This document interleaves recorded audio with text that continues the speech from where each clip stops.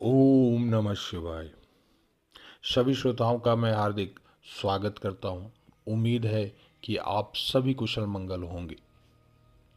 ढेर सारा आशीर्वाद और प्रेम आप सभी श्रोता को, सभी सब्सक्राइबर को। प्रिय श्रोता, आज का ये वीडियो एक अप्सरा साधना के ऊपर हुई सच्ची घटना पर आधारित है, जिसे मैं आप सबके सामने प्रस्तुत करने जा रहा हूँ। वीडियो को शुरू करने से पहले जो नए श्रोता हैं उनसे कहना चाहता हूं कि चैनल को सब्सक्राइब कर लें और बेल आइकन को प्रेस कर लें ताकि आप मुझसे जुड़ सकें। मुझसे जुड़ने का मतलब है साधनाओं से जुड़ना और अपने जीवन की समस्याओं को, कष्टों को दूर करना। अतः जो भी समस्याएं हैं आप कमेंट बॉक्स में लिखें। आपकी समस्याएं जरूर हल होंगी, कम होंगी, ठीक होंगी। अपनी समस्याएं लिखें, अपनी वीडियो पर अपनी राय दें, वीडियो को लाइक करें और ओम नमः शिवाय तो अवश्य ही लिखें। आइए अब मैं उस अनुभव को आपके सामने रखता हूं। यह घटना कुछ सालों पहले की है, जब मनोहर नाम के एक साधक थे जो एक साधारण गरीब परिवार से थे। यह घटना यूपी के एक छोटे से गांव की है। मनोहर नाम का एक साधक थे। वह साधक यूपी में ही किसी गांव में रहा करते थे।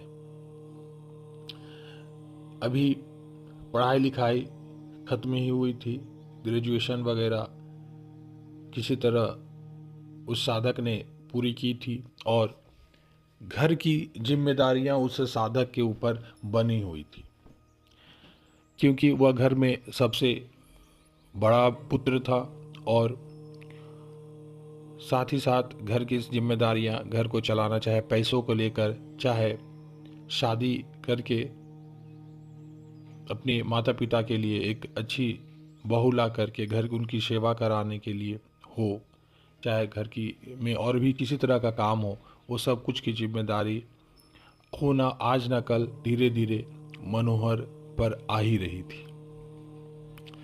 चूँकि यह साधक काफ़ी सभ्य और साधारण परिवार से तो थे ही, साथ ही साथ काफ़ी विचार के काफ़ी सौम्य और सभ्य थे।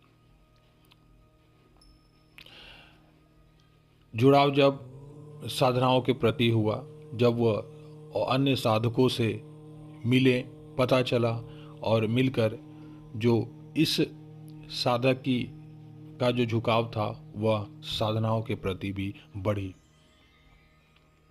जब साधक ने भिन्न भिन्न साधनाओं के बारे में जाना, सुना, तो अब इस साधक की रुचि और भी साधनाओं के प्रति बढ़ गई, क्योंकि इसके जीवन में आज तक सब कुछ साधारण ही चला था और साधक ने पढ़ा, जाना कि साधनाओं के माध्यम से अपने जीवन में हर चीज़ पाया जा सकता है और जीवन में वो सारी चीज़ें पाई जा सकती है जिसकी इस साधक ने कभी कल्पना भी नहीं की।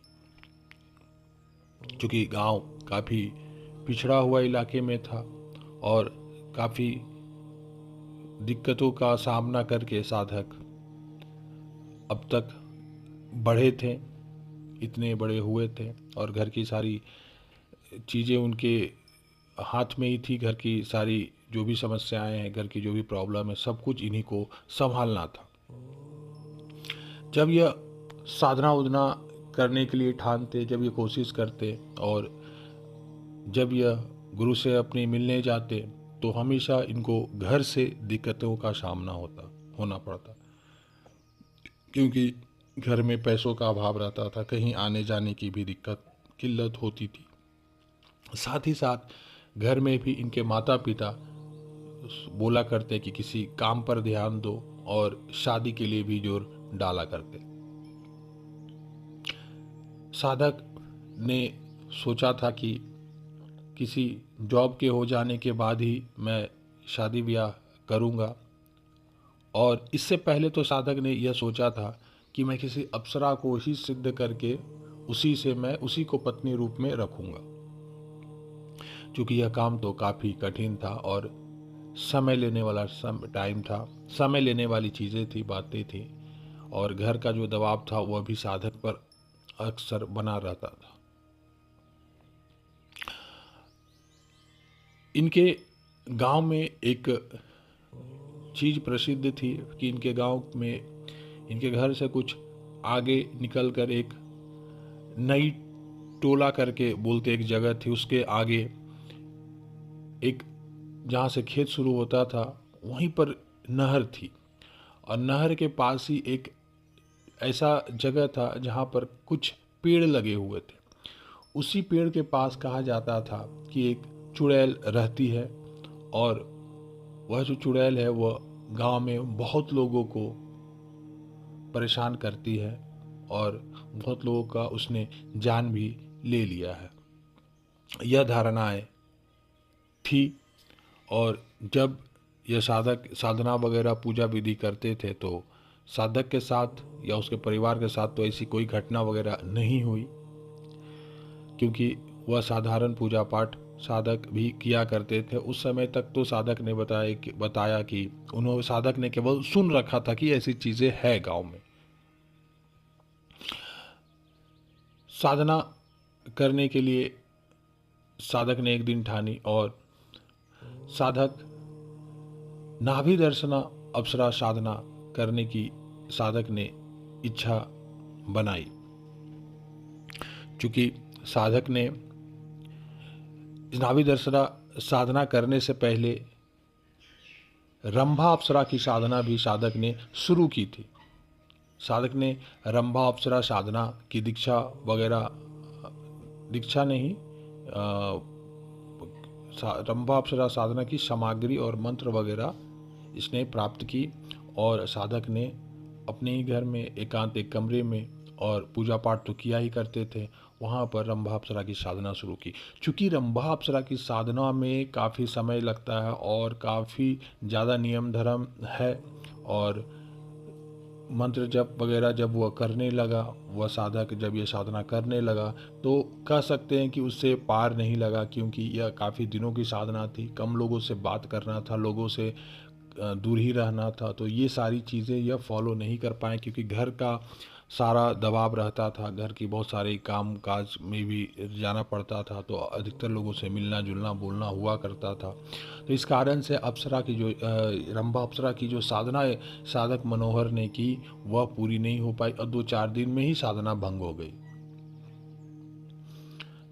फिर तंग आकर के साधक ने तो साधना छोड़ ही दी थी अप्सराओं की। फिर जब इसे नाभि दर्शना अप्सरा के बारे में पता चला कि यह एक दिन की साधना है, तो इतना तो इसे पता था कि एक दिन की साधना कोई भी एक दिन में तो सिद्ध नहीं होती है, नहीं होगी, लेकिन अब रंभा इतना दिक्कत नहीं आएगा।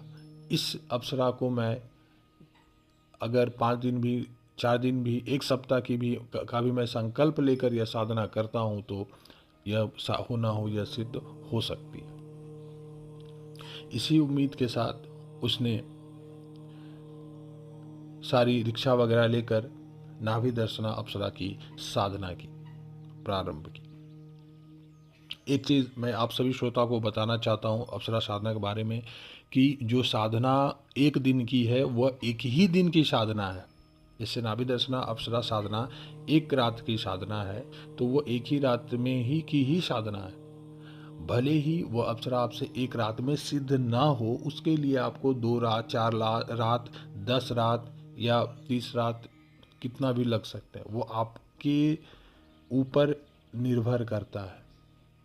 लेकिन यह साधना एक ही दिन में सिद्ध, मिनिमम एक दिन में उतने मंत्र जप में सिद्ध होगी, ये फैक्ट है।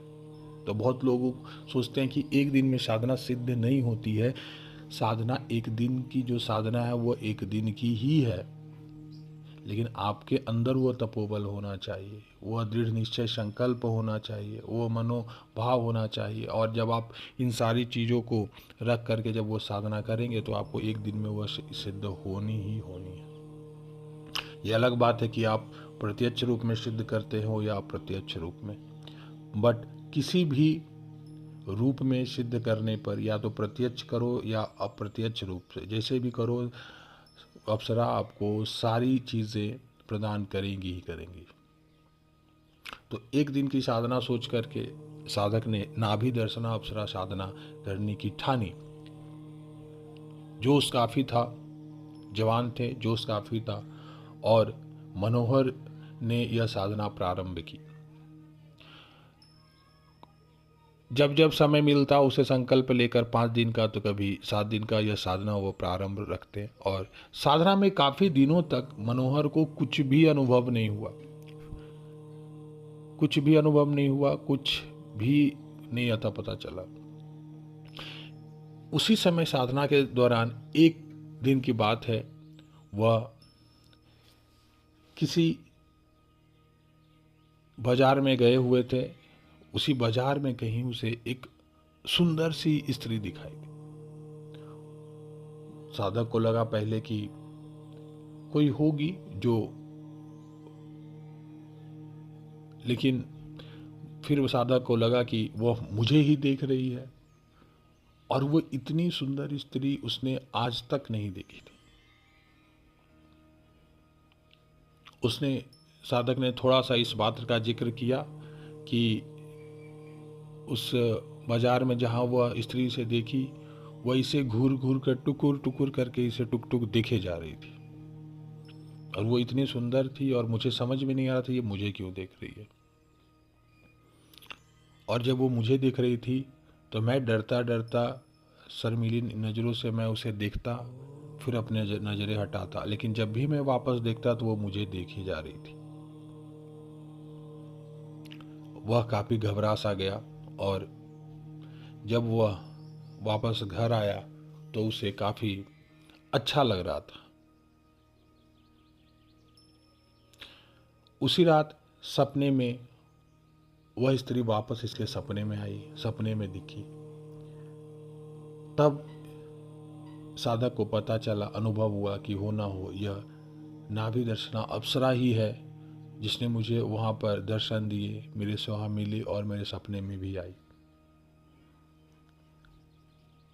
क्योंकि अब वह काफ़ी उत्साहित हो गया, और उसने ठाना कि अब जल्द ही मैं इस अप्सरा को सिद्ध मुझे करना होगा। यानी मुझे जब अप्सरा दर्शन दे रही है तो मैं काफ़ी करीब पहुंच रहा हूं इस साधना के, तो मुझे इस साधना में लगे रहना है और इस साधना को पूरी कर ही लेनी है। समय और आगे चलता गया और वह अपनी साधनाओं में व्यतीत रहने लगा। शुक्रवार की रात्र को वह बैठता और वह साधना में, मंत्र जप में लीन होने लगा और मंत्र जप करने लगा। कुछ दिन बीत गए। कुछ दिन के बाद एक दिन साधक को ऐसा प्रतीत हुआ कि कोई अचानक उसके सामने आकर खड़ा है, और उस कमरे में उसे ऐसा फील हुआ कि एक हवा का झोंका उसके कान के पास से गुजरा है, और उस कमरे में एक अजीब सी मादकता छा गई है। पूरा कमरा सुगंधित हो रखा है। साधक के शरीर के सारे रोए खड़े हो गए। उसका शरीर सिहर सा गया, क्योंकि यह वह अप्सरा ही थी, नाभि दर्शना अप्सरा ही थी जो उसके समक्ष खड़ी थी। उसकी हिम्मत नहीं हो रही थी कि वो अपनी आंखें खोल पाए या उसके मुंह से कोई आवाज निकले।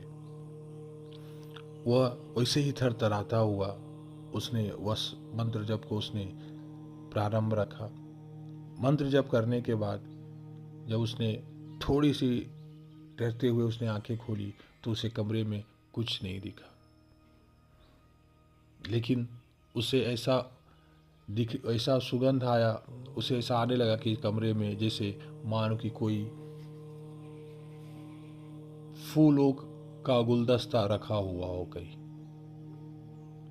और वह सुगंध ऐसी थी जो साधक के मन को मंत्र मुक्त कर दे रही थी। साधक के साथ ऐसी घटना धीरे धीरे कभी कभी होना शुरू हुई, और जब भी वह साधना पे बैठता तो कभी कभी ऐसे उसे ऐसा प्रतीत होता कि कोई मेरे कमरे में आया है, और वह सुंदर सी सुगंध इसे बार बार, हल्की हल्की सुगंध इसे आने लगी। साथ ही साथ साधक ने देखा कि दिन को उसने देखा कि उसके चेहरे में, उसके व्यक्तित्व में, उसके शरीर में एक अलग तरह का बदलाव आ रहा है, और गांव के लगभग लोग जो है सब लोग उसके तरफ खिंचाते चले आ रहे हैं, सब लोग खिंचा जा रहे थे। उसी बीच साधक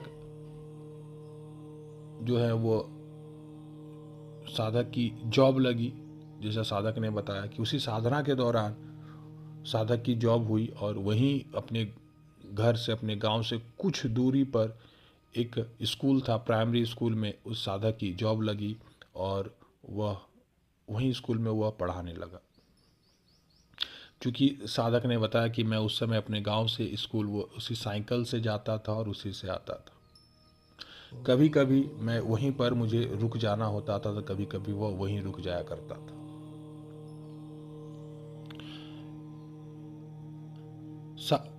साधना तो अब साधक की रुक गई थी। साधना रुकने का कारण यह था क्योंकि अब उसके जॉब में जहाँ उसका काम लगा था, तो वहाँ पर उस काम में वह साधक मनोहर जो था वो ज़्यादा समय वहीं दे रहा था। और अब रात को जब भी वह साधना करना चाहता तो अब उसका मन नहीं होता, थक जाता, आलस से आ जाता, क्योंकि उसके जीवन में उसके घर की जो एक बहुत बड़ी कठिनाई थी जो दूर हो गई थी। जॉब लग गया था, और घर में इसके माता पिता तो कोई जॉब में थे नहीं, और ये पहला ही ऐसा था जिसकी जॉब लगी थी, और घर में सब लोग काफ़ी खुश थे। इसीलिए अब घर में कोई इसकी साधना को लेकर कभी कुछ नहीं कहा करते थे, क्योंकि अब सब लोगों का घर में मानना था कि इसकी पूजा पाठ से ही से यह जॉब मिली है। यह साधक भी उस अप्सरा के अप्रत्यक्ष रूप में पाने में, या प्रत्यक्ष जो भी है, पाने के करीब ही था, और लेकिन इससे इसके मन की जो इच्छा थी जॉब की, जो इसकी लगी, और यह जॉब में व्यस्त हो गया। देखते ही देखते जॉब के बाद तुरंत ही एक अच्छी सी सुंदर सी स्त्री से साधक मनोहर का विवाह भी हुआ, और अब उसका जीवन जो था काफ़ी खुशहाल था, क्योंकि इनकी जो वाइफ है वह काफ़ी अच्छी थी, और घर को संभालने वाली थी, सुंदर थी, और साथ में इनका जॉब भी था। देखते ही देखते इन्हें एक लड़का भी हुआ, इनके पास नौकरी, फिर शादी, उसके बाद एक बच्चा भी हुआ, एक लड़का भी हुआ। ये सारी चीज़ें हुई, और दिन ब दिन यह साधक व्यस्त ही रहा, और साधना तो अब छूट ही चुकी थी। साधना अब नहीं थी, लेकिन अपने जीवन में यह साधक लगभग हर चीज़, वह चीज़ पा लिया जिसकी इसने कभी कल्पना नहीं की थी, या सपने में भी कभी सोचा करते थे। कुछ साल बीते। कुछ साल के बाद एक रात की बात है, जब यह साधक, जब इनके बच्चे वगैरह भी थोड़े बड़े हो गए, और साधना वगैरह, अब पूजा पाठ से अब कोई मतलब साधक को नहीं रहा था। गुरु लॉकेट, गुरु मंत्र का जप वगैरह यह कभी कभी मन ही मन कर लिया करते थे। अब काफ़ी दिन था, साधना पूजा पाठ सबसे अब वह दूर रहने लगे थे। घर में कोई नहीं था पूजा पाठ करने वाला, व्यस्तता ज़्यादा थी इनकी, और अब इनका मन भी नहीं होता था पूजा पाठ में। अब सारी चीज़ें इनके लिए, पीछे की सारी चीज़ें इनके लिए अब कोई मायने नहीं रखती थी। एक दिन हुआ ऐसा कि एक रात वह अपने स्कूल से अपने गांव के लिए चले, और उस दिन काफ़ी रात हो गई थी, और वो जो रास्ता था वह उनके गांव में, वो जो चुड़ैल के पास वाला जो रास्ता था, जिस पेड़ पर वो चुड़ैलों की कहानी थी, उस जगह से वह आ रहे थे।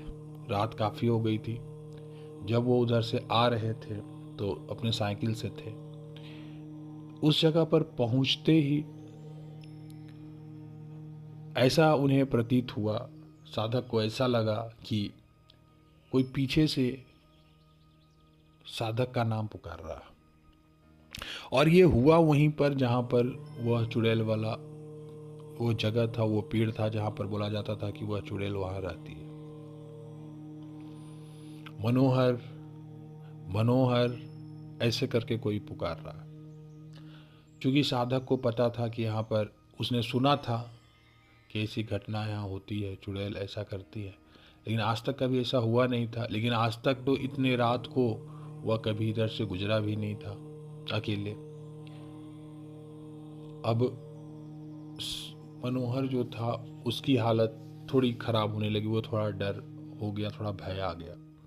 रात का समय था और वो अपने साइकिल से धीरे धीरे अपने घर की तरफ बढ़ रहा था और पीछे से वो आवाज़ आ रही थी। वहाँ की यह धारणा थी कि जब कभी भी वह चुड़ैल आवाज़ दे, वह भूत आवाज़ दे, तो पीछे मुड़ के नहीं देखना है, नहीं तो वह उसके ऊपर हावी हो जाती है। यही बात सोच करके वह सीधे चलता गया। एक चीज़ की और धारणा थी कि जो लोग उधर से गुजरते थे उनके हाथ में किसी तरह के लोहे का होना जरूरी रहता था। लोहा होने पर वह चुड़ैल उसका अहित नहीं करती थी, वह डरती थी। क्योंकि अब ये साइकिल चला रहा था तो वो तो लोहे की ही बनी थी, तो इस कारण से इसके अंदर थोड़ी हिम्मत थी। और जब वह चुड़ैल की आवाज़ तेज आने लगी तो उसने देखा कि वह चुड़ैल उसके रोड के समकक्ष बगल में ही, उधर साइड में ही बगल में तेजी से उसके साथ चले जा रही है। उसकी हालत खराब हो गई यह सारी चीजें देखकर। वह स्तब्ध रह गया। उसने गुरु मंत्र का उच्चारण करना शुरू किया और कभी गुरु मंत्र करता तो कभी वह नाभि दर्शना अप्सरा का मंत्र तो उसे याद ही था, वह मंत्र का जप भी करना उसने शुरू किया। मंत्र जप करते करते, डरते डरते और अपने पैरों को साइकिल के पैडल पर चलाते चलाते वह बढ़ते चला गया। और कुछ देर तक के बाद उसने देखा कि वह चुड़ैल जो थी वो उसके समक्ष नहीं थी। वह अपने गांव में, अपनी गली में घुसा। कहीं तो कोई व्यक्ति था नहीं क्योंकि रात हो रखी थी। जब वो अपने घर के पास गया तब उसके जान में जान आई। घर जाने के बाद वह घबराया हुआ था। उसने अपनी पत्नी से सारी बातें कही। फिर अगले दिन जब सुबह वह उठा तो साधक इन बातों को सोच ही रहा था कि पता चला कि इसका जो इकलौता पुत्र है उसकी तबीयत बहुत ज़्यादा खराब हो गई है।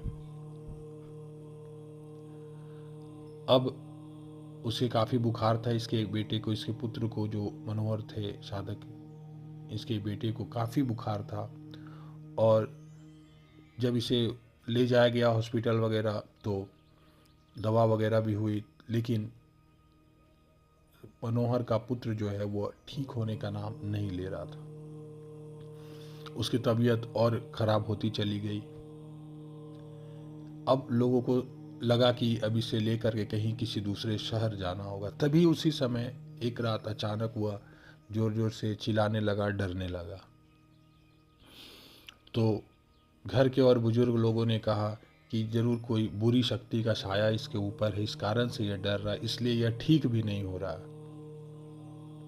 क्योंकि 2-4-5 दिन हो गए थे। तो अब मनोहर को वह बातें याद आई। उसे लगा कि हो ना हो उस चुड़ैल का ही यह काम है, जो मेरे मंत्र जप के प्रभाव से वो मेरे से तो दूर रही, लेकिन कहीं ना कहीं ये मेरे पीछे या जो भी है मेरे बेटे के ऊपर आ गई। तो अब उसका झाड़ फूक होने लगा। उसके जो मनोहर का जो बेटा था उसके बारे में मतलब अगल बगल जो भी साधु संत थे उनके पास ले जा कर के उसका झाड़ फूँक जो घर वाले हैं वो उन्होंने, उनकी दादी लोगों ने करवाया। लेकिन अभी तक उसकी तबीयत में कुछ ज़्यादा फर्क नहीं पड़ा और वह बच्चा अभी ठीक स्वस्थ होने का नाम नहीं ले रहा था। अब इतना तो तय था कि उस चुड़ैल का साया इस बच्चे के ऊपर पड़ा हुआ है और यह काफ़ी ज़्यादा परेशान अब रहने लगा। समय ऐसा आ गई कि लोगों को लगने लगा कि अब यह नहीं बचेगा। मनोहर की आंखें भर आई जब उसे पता चला कि अब यह ठीक नहीं होगा, तो वो काफ़ी परेशान रहने लगा। उसने कुछ दिन तक ड्यूटी जाना, अपना जॉब पे जाना, उसने छुट्टी ले ली वहाँ से। और अब मनोहर के मन में एक ही बात आई कि जब ये ठीक नहीं हो रहा था तो एक ही बात आई कि उस मंत्र ने ही मुझे बचाया था उस समय, तो उस मंत्र, वो मंत्र ही मेरे बेटे को ठीक कर सकता है, अगर अगल बगल कहीं से कोई ठीक नहीं कर पा रहा तो मनोहर ने अब इतने सालों के बाद वापस इस साधना को प्रारंभ किया अपने बेटे के जान को बचाने के लिए, अपने बेटों को इस चीज़ से मुक्त करने के लिए, शक्तियों से मुक्त करने के लिए, उसकी जान बचाने के लिए उसने यह साधना फिर से शुरू की। और अब उसने यह साधना अपने बेटे को बचाने को लेकर सच्चे मन से उसने यह साधना की। लेकिन अब उसकी यह साधना का पर्पस यह नहीं था कि उस अप्सरा को सिद्ध करना, अब इसकी साधना का पर्पस था कि मेरे बच्चे को ठीक करना। उसने यह साधना की सारे नियम धर्म का पालन करके, और उसने यह साधना प्रारंभ की, मंत्र जब प्रारंभ किया, और साधना संपन्न होने के बाद उसने यह बात सामने रखी कि जो भी दिक्कतें थी उसने बताई, और उसने यह साधना प्रारंभ की। और उसने संकल्प जो जितने दिन का लिया उसने उतने दिन का यह साधना संपन्न कर साधना सामग्री वगैरह जो है उसे तालाब में प्रवाह कर दिया। साधना के दौरान बीच में ही इसके बेटे को जो भी प्रसाद भोग चढ़ाता वह भोग खुद खाता, और अपने बच्चे को भी और परिवार को भी सबको वह भोग प्रसाद देने लगा। और उस का प्रभाव ऐसा रहा, धीरे धीरे वो उसका बच्चा काफ़ी हद तक ठीक होने लगा। और साधना समाप्त होते होते जब साधक ने उस यंत्र और माला का विसर्जन किया, सामग्री विसर्जन किया साधना के बाद, तो साधना तो सिद्ध नहीं हुई। लेकिन जब साधना कंप्लीट हो गई, उसने जितने दिन का 5 दिन का उसने संकल्प ले रखा था, वो संकल्प करके वो साधना करके और उसके बाद सारा सामग्री प्रवाह कर दिया।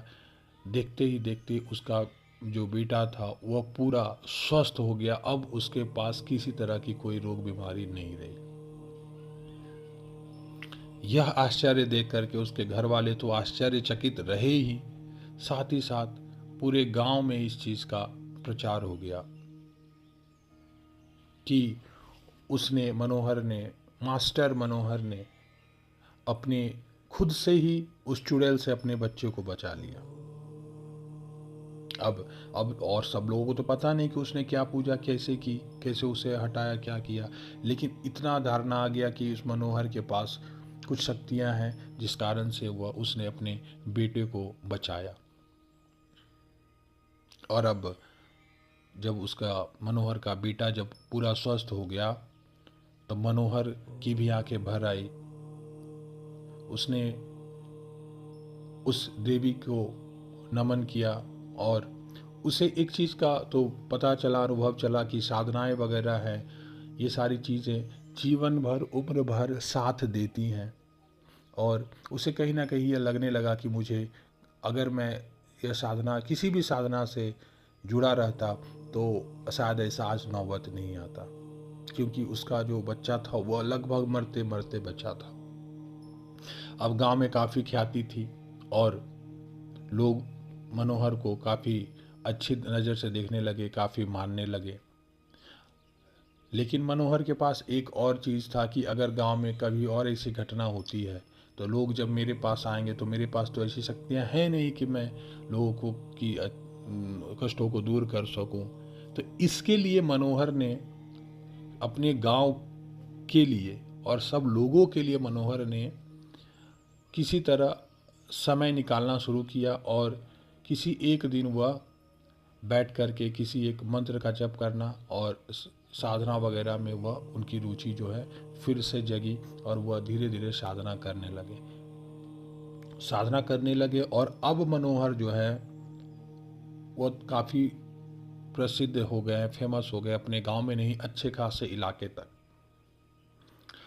कभी किसी और वीडियो में आप बात करेंगे आगे मनोहर अभी क्या कर रहे हैं, लेकिन यह मनोहर जो साधक थे उनके साथ यह घटना हुई जो उन्होंने मुझे बताई।